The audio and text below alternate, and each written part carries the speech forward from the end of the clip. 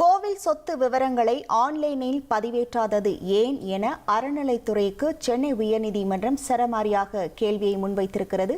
இது தொடர்பான முழு விவரங்களோடு இணைகிறார் நமது செய்தியாளர் சுரேஷ். வணக்கம் சுரேஷ், எந்த வழக்கின் அடிப்படையில் இந்த கேள்வியானது முன்வைக்கப்பட்டிருக்கிறது? முழு விவரங்கள்.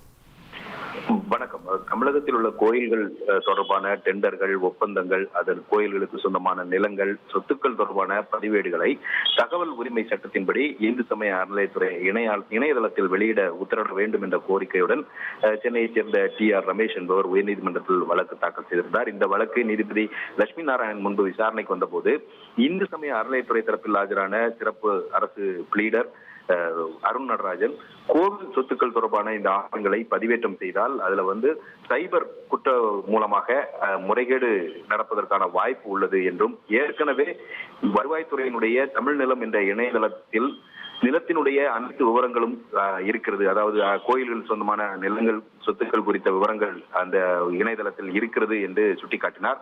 இது குறித்து விரிவான பதில் மனு தாக்கல் செய்ய தயாராக இருப்பதாகவும், ஏற்கனவே இதே போன்ற ஒரு வழக்கு முதல் அமர்வில் தாக்கல் செய்யப்பட்டுள்ளதாகவும் சுட்டிக்காட்டினார்.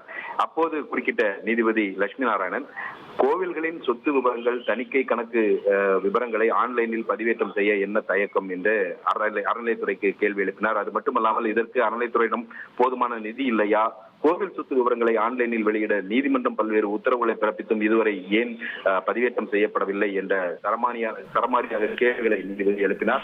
பின்னர் இந்த கோவில் சொத்து விவரங்கள், தணிக்கை விவரங்கள், கோவில் இணையதளங்களில் பதிவேற்றம் செய்த விவரங்கள், பதிவேற்றம் செய்யப்படாத விவரங்களை 2 வாரங்களில் அறிக்கையாக தாக்கல் செய்ய வேண்டும் என்று அறநிலையத்துறைக்கு உத்தரவிட்ட நீதிபதி இந்த வழக்கினுடைய விசாரணையை நவம்பர் 12ஆம் தேதிக்கு தள்ளி வைத்திருக்கிறார்.